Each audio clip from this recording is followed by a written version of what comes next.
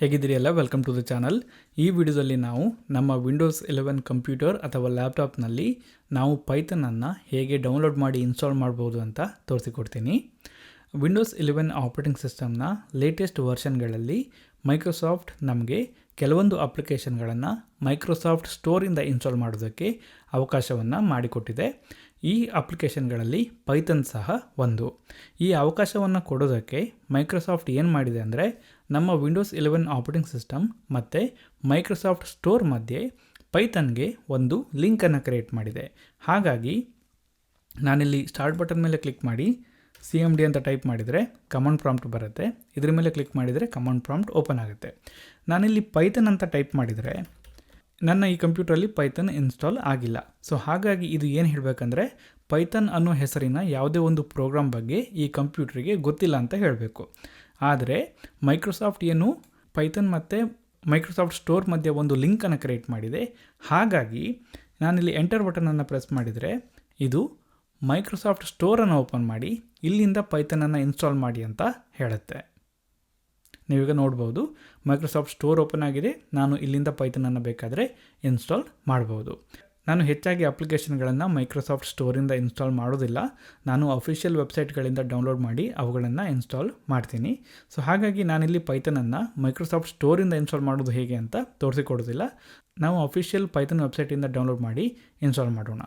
ನಾನಿಲ್ಲಿ Microsoft ಸ್ಟೋರನ್ನು close ಮಾಡ್ತೀನಿ ಮತ್ತು ಕಮಾಂಡ್ ಪ್ರಾಂಪ್ಟನ್ನು ಸಹ ಕ್ಲೋಸ್ ಮಾಡ್ತೀನಿ.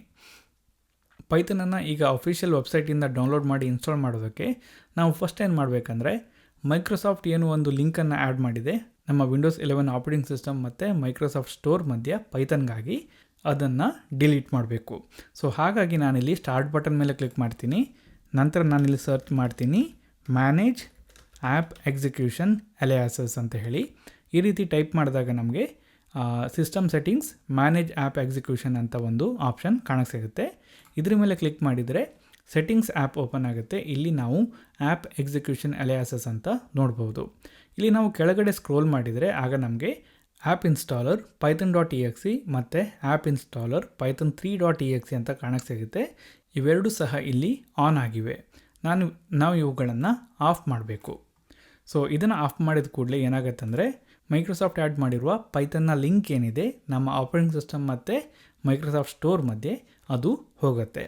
ಈಗ ನಾನಿಲ್ಲಿ ಸ್ಟಾರ್ಟ್ ಬಟನ್ ಮೇಲೆ ಕ್ಲಿಕ್ ಮಾಡಿ CMD ಅಂತ ಟೈಪ್ ಮಾಡಿ ಕಮಾಂಡ್ ಪ್ರಾಂಪ್ಟನ್ನು ಓಪನ್ ಮಾಡಿದರೆ ನಂತರ ನಾನಿಲ್ಲಿ ಪೈಥನ್ ಅಂತ ಸರ್ಚ್ ಮಾಡಿದರೆ ಈಗ ಇದು ಹೇಳುತ್ತೆ ಪೈಥನ್ ಅನ್ನೋ ಹೆಸರಿನ ಯಾವುದೇ ಒಂದು ಪ್ರೋಗ್ರಾಮ್ ಬಗ್ಗೆ ಈ ಕಂಪ್ಯೂಟ್ರಿಗೆ ಗೊತ್ತಿಲ್ಲ ಅಂತ ಹೇಳಿ. ಯಾಕಂದರೆ ಈ ಕಂಪ್ಯೂಟ್ರಲ್ಲಿ ಪೈಥನ್ ಅನ್ನುವ ಹೆಸರಿನ ಒಂದು ಪ್ರೋಗ್ರಾಮ್ ಇನ್ಸ್ಟಾಲ್ ಆಗಿಲ್ಲ.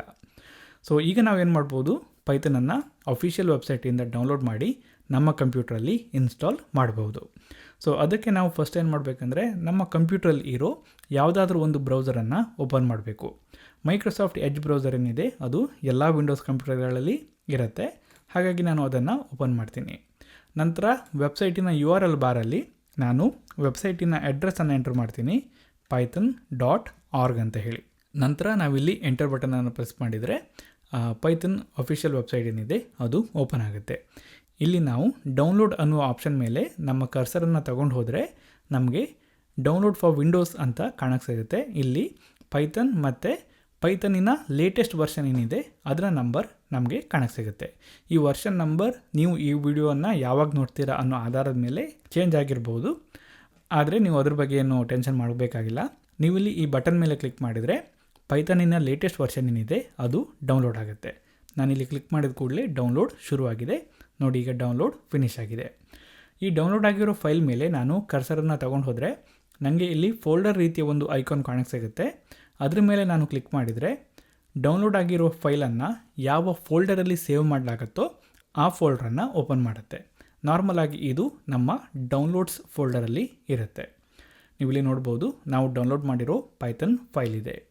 ಇದನ್ನು ಇನ್ಸ್ಟಾಲ್ ಮಾಡೋದಕ್ಕೆ ನಾವು ಈ ಫೈಲ್ ಮೇಲೆ ಡಬಲ್ ಕ್ಲಿಕ್ ಮಾಡಬೇಕು.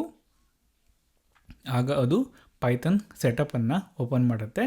ನಾವಿಲ್ಲಿ ಇನ್ಸ್ಟಾಲ್ ಮಾಡೋಕ್ಕಿಂತ ಮುಂಚೆ ಒಂದು ಮುಖ್ಯವಾದ ಕೆಲಸವನ್ನು ಮಾಡಬೇಕು. ಅದೇನಪ್ಪ ಅಂದರೆ ಇಲ್ಲಿ ಒಂದು ಚೆಕ್ ಬಾಕ್ಸ್ ಇದೆ. ಅದು ಹೇಳುತ್ತೆ ಆ್ಯಡ್ python.exe ಟು ಪಾತ್ ಅಂತ ಹೇಳಿ. ಇದನ್ನು ಚೆಕ್ ಮಾಡಬೇಕು. ಇದು ಬಹಳ ಮುಖ್ಯ. ಅದಾದ ನಂತರ ನಾವಿಲ್ಲಿ ಇನ್ಸ್ಟಾಲ್ ನೌ ಆಪ್ಷನ್ ಮೇಲೆ ಕ್ಲಿಕ್ ಮಾಡ್ಬೋದು. ಈಗ ಅದು ಪೈಥನನ್ನು ಇನ್ಸ್ಟಾಲ್ ಮಾಡುತ್ತೆ. ನಾವು ಇನ್ಸ್ಟಾಲೇಷನ್ ಕಂಪ್ಲೀಟ್ ಆಗೋವರೆಗೆ ವೆಯ್ಟ್ ಮಾಡಬೇಕು. ಒಂದು ವೇಳೆ ಇನ್ಸ್ಟಾಲ್ ಮಾಡೋದಕ್ಕೆ ನಿಮ್ಮ ಹತ್ರ ಪರ್ಮಿಷನ್ ಕೇಳಿದರೆ ನೀವು ಎಸ್ ಮೇಲೆ ಕ್ಲಿಕ್ ಮಾಡಿ ಪರ್ಮಿಷನನ್ನು ಕೊಡಿ. ಈಗ ಪೈಥನ್ ಇಲ್ಲಿ ಇನ್ಸ್ಟಾಲ್ ಆಗಿದೆ. ನಾವಿಲ್ಲಿ ಕ್ಲೋಸ್ ಮೇಲೆ ಕ್ಲಿಕ್ ಮಾಡ್ಬೋದು.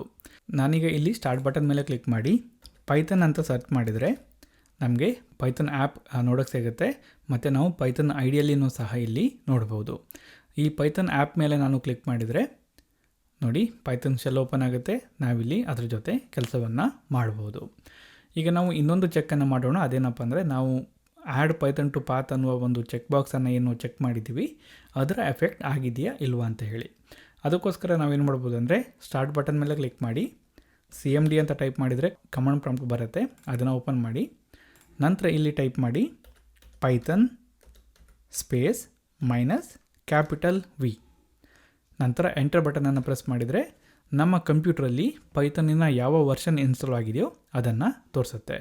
ಒಂದು ವೇಳೆ ನಿಮಗೆ ಈ ರೀತಿ ನಿಮ್ಮ ಕಂಪ್ಯೂಟ್ರಲ್ಲಿ ಇನ್ಸ್ಟಾಲ್ ಆಗಿರೋ ಪೈಥನ್ ವರ್ಷನ್ ನಂಬರ್ ತೋರಿದರೆ ನೀವು ಎಲ್ಲವನ್ನೂ ಸಹ ಸರಿಯಾಗಿ ಇನ್ಸ್ಟಾಲ್ ಮಾಡಿದ್ದೀರಾ ಅಂತ ಅರ್ಥ.